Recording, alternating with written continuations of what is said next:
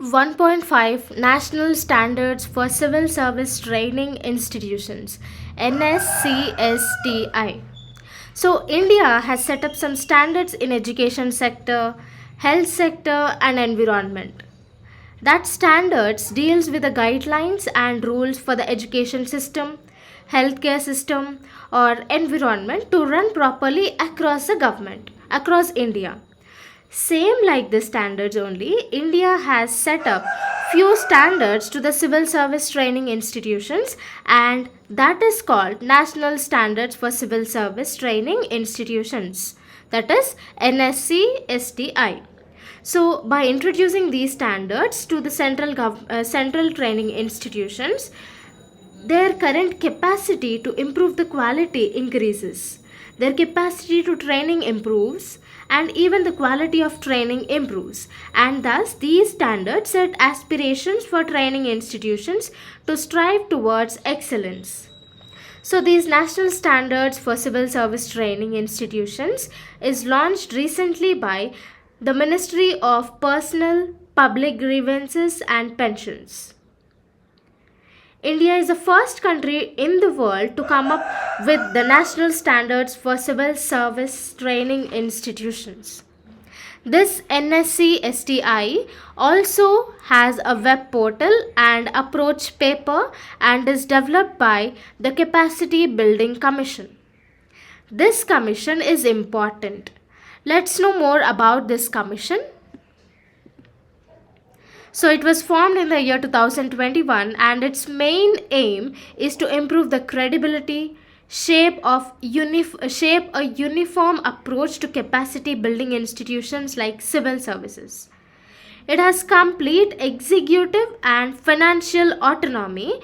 That means only the commission looks into its internal executive and financial affairs.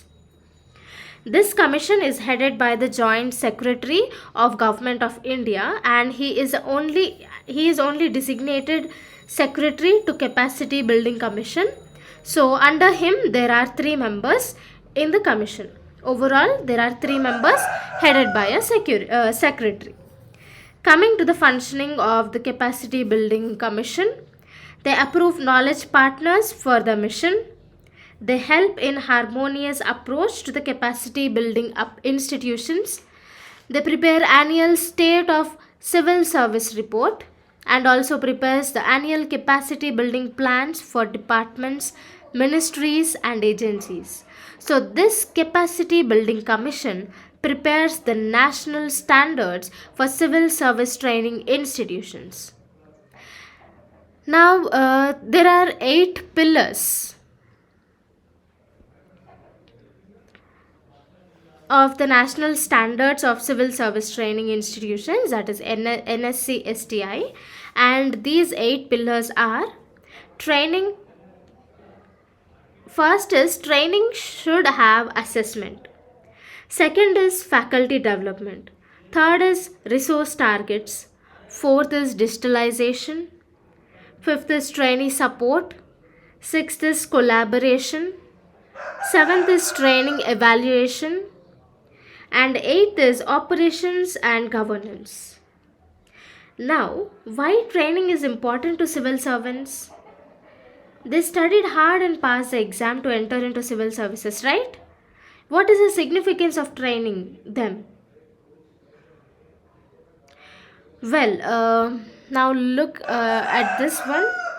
So the first thing is the training helps to adjust the outlook of civil servants' methods to changing needs of the new times. The second is it provides a continuous mechanism for the capacity building. And the third is it improves the efficiency of civil servants. So for this reasons, training is important for the civil servants, even though they studied hard. So, but still there were few drawbacks with the training institutions, which is why they launched this NSCSTI. So let's look into the issues. So the first thing is there is no proper training for the middle and lower level personals. The training sessions are more concentrated only upon all India services, central and state class 1 services. The second is there is no coordination between the training and with the work they are associated. And most of the training is done in the traditional lecture method, and the training system is not at all linked with the education and research. So, to improve these issues, few initiatives were taken for the proper functioning of the civil servants. The first is Mission Karma Yogi. It is an integrated government online training platform which allows all government servants to undergo continuous training depending on their domain areas. Next is Aramp. Aramp was also launched for the civil servants training.